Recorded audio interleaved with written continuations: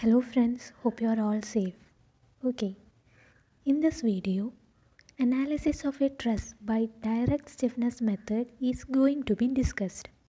For that, let us consider a truss ABC as shown in the figure.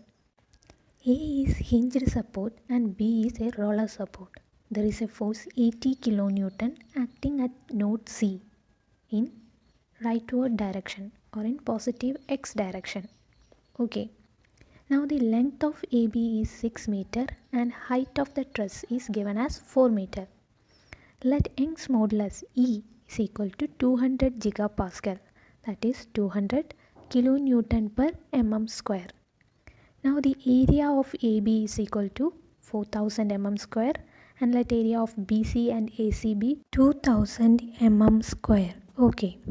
Since length of AB is 6 meter, length of BC will be equal to length of AC, which is equal to root of 4 square plus 3 square, that is by Pythagoras theorem, root of 4 square plus 3 square, which is equal to 5 meter.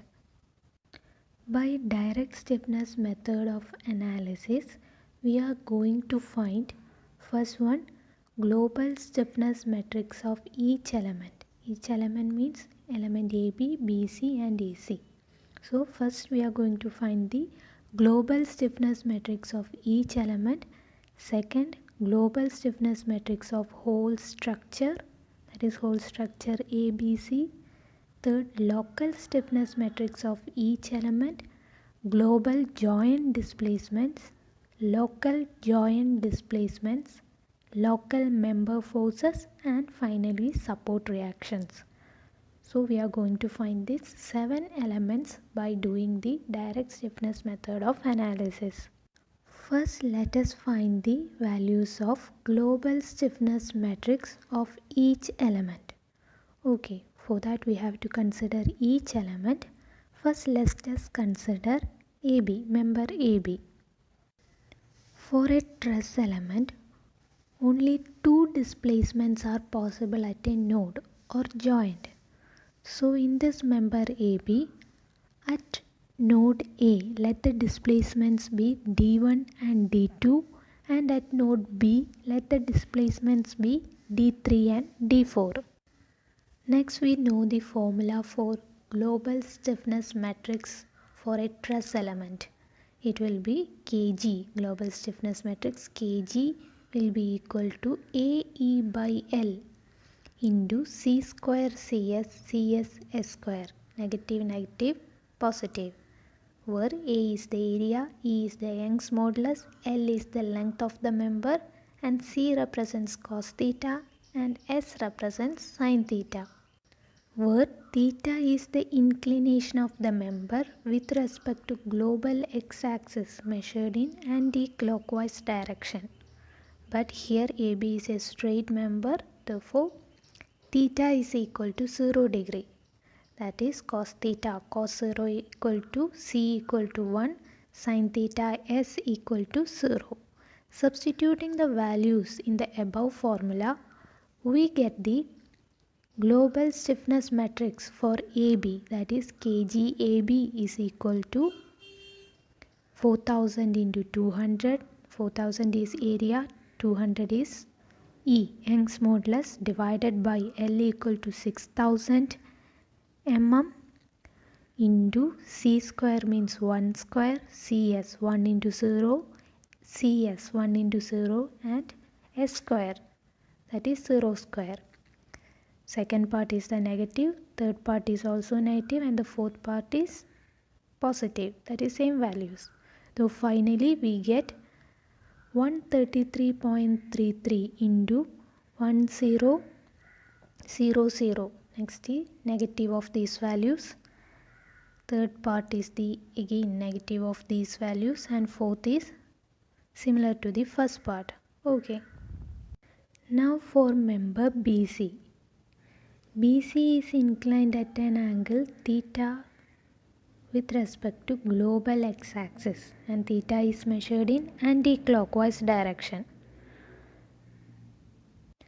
At B, let the displacements be D3 and D4, and at C, let the displacements be D5 and D6. Area of BC is 2000 mm square. Length is 5 meter, that is 5000 mm. So to get theta, first let us consider alpha. Tan alpha is 4 by 3, where 4 is the height and 3 is half the length of AB, that is half the length of 6 meter, that is 3 meter. Therefore alpha is equal to tan inverse 4 by 3, which is equal to 53.13 degree. Therefore theta will be 180 degree minus alpha, that is 180 minus 53.13, that is 126.87 degree. Therefore cos theta C is equal to cos 126.87 degree, which is equal to minus 0.6, and sin theta S is equal to sin 126.87, which is equal to 0.799, that is we can round it to 0.8.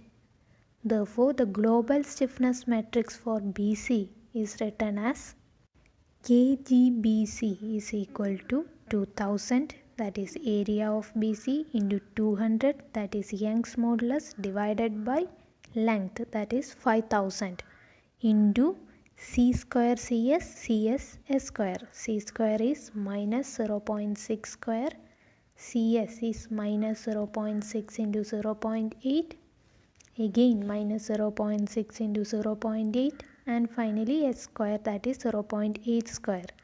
Second is the negative of this first part, third is also negative of this first part, and fourth is same values as the first part. So finally we obtain the global stiffness matrix of element BC as 80 into first part is 0.36 minus 0.48 minus 0.48 and 0.64. Second part will be negative, second and third part will be negative of this first part, and fourth part will be similar to this first part. Okay, next is the member AC. Let inclination of AC be theta.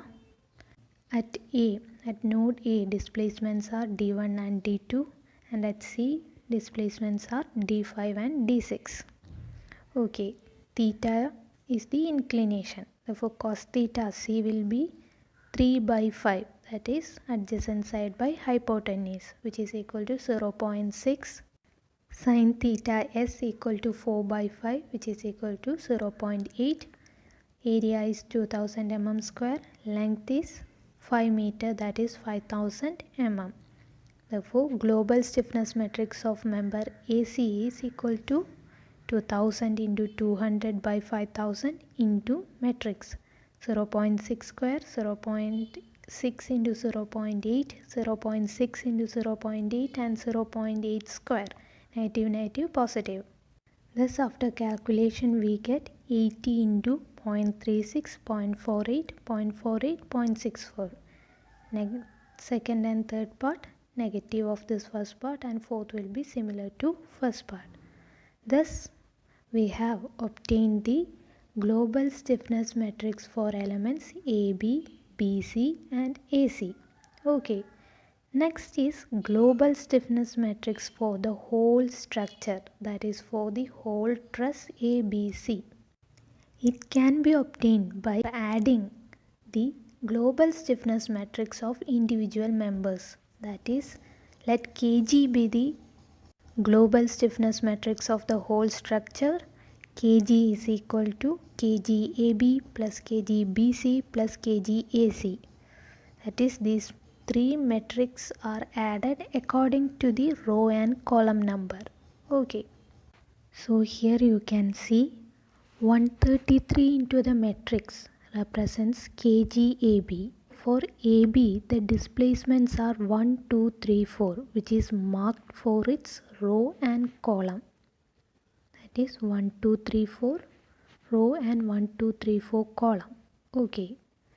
Next is 80 into matrix, which represents KGBC, and for BC the displacements are 3, 4, 5, 6.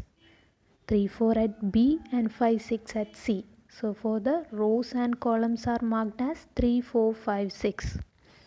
And the third matrix for member AC, that is global stiffness matrix for member AC. It represents displacements 1, 2, 5, 6, that is 1, 2 at node A and 5, 6 at node C.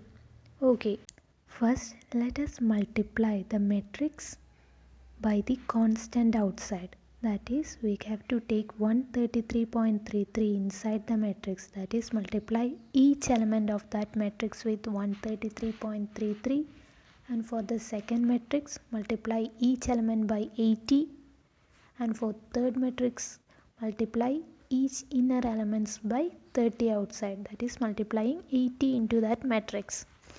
So we will get this matrix, 3 matrix in this form. Okay, now we can add the matrix according to the row and column number. First let us consider the element 1, 1, that is element at first row, first column. So in these 3 matrices, from the 3 matrices, 1, 1, element 1, 1 can be obtained from the first matrix and the third matrix. Okay, in first matrix 1, 1, element 1, 1 is 133.33. In second matrix there is no element 1, 1, that is first row, first column. There is no such element in second matrix, and in third matrix it is 28.8.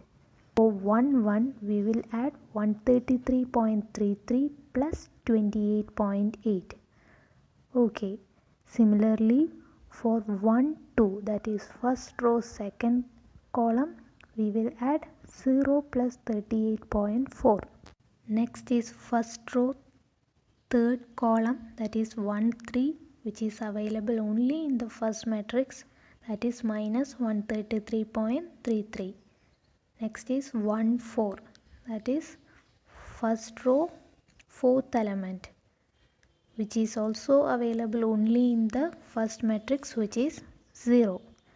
Next is 1, 5, that is first row, fifth element, which is available only in the third matrix, that is 1, 5, that is minus 28.8, and 1, 6 is available only in the third matrix, which is minus 38.4. Similarly, do it for the second, third, 4, 5 and 6 rows and columns.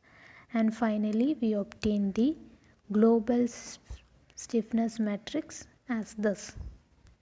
Okay, by after adding the elements we finally obtain the global stiffness matrix of the whole structure like this. Okay, now considering the truss, at node A and B there is support reaction. At node A there is a hinge support, and at node B there is roller support. At a hinge support, upward and sideward movements are restricted and only moments are allowed. But this is a truss member, so we cannot have moments. So at node A, that is at hinge support A, displacement d1 and d2 are arrested or are 0. d1 equal to d2 equal to 0.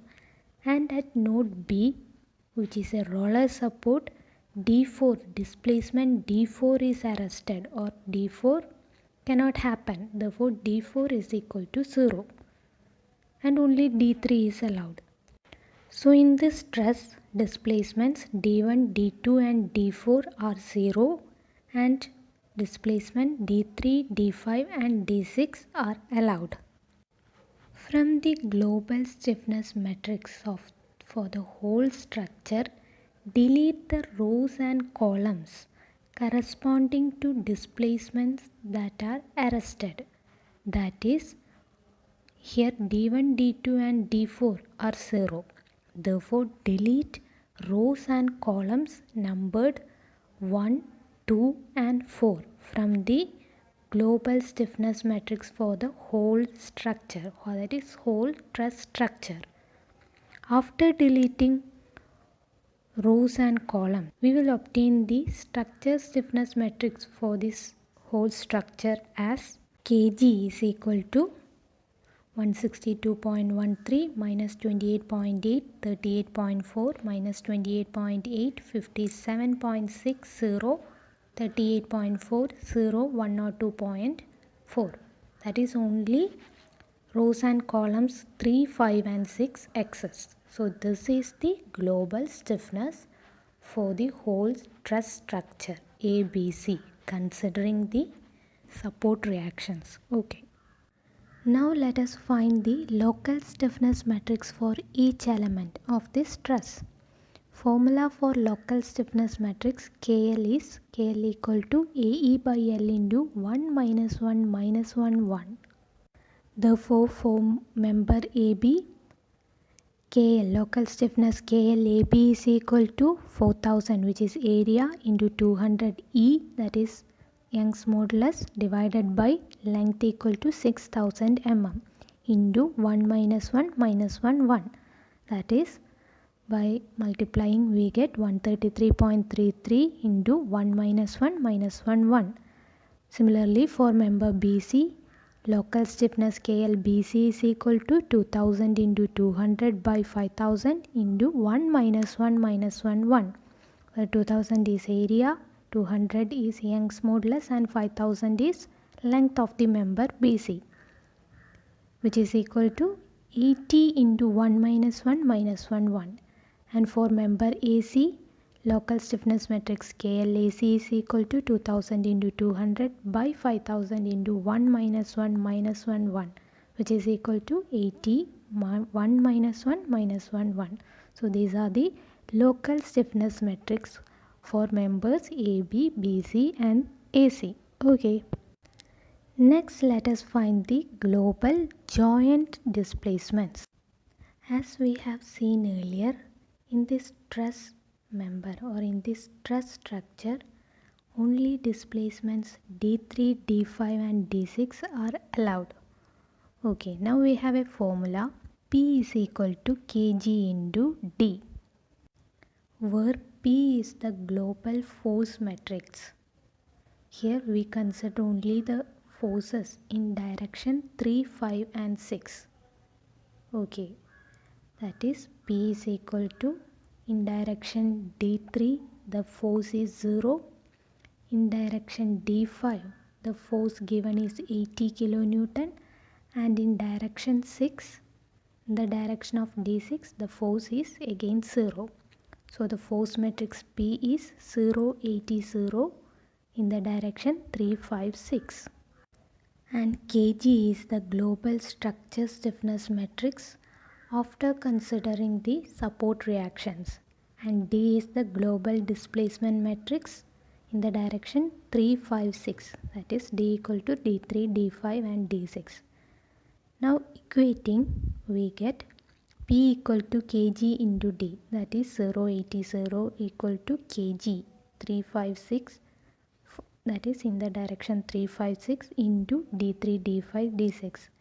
Now converting it into equation form, we will get these three equations, and solving these three equations we will get D3 equal to 0.3 mm, D5 equal to 1.54 mm and D6 equal to minus 0.11 mm. That negative indicates D6 displacement is towards the negative y direction. Okay. So these are the global joint displacements for this given truss element. Next is local member end displacements, that is displacements in the local axis, in the direction of local axis. First let us consider member AB.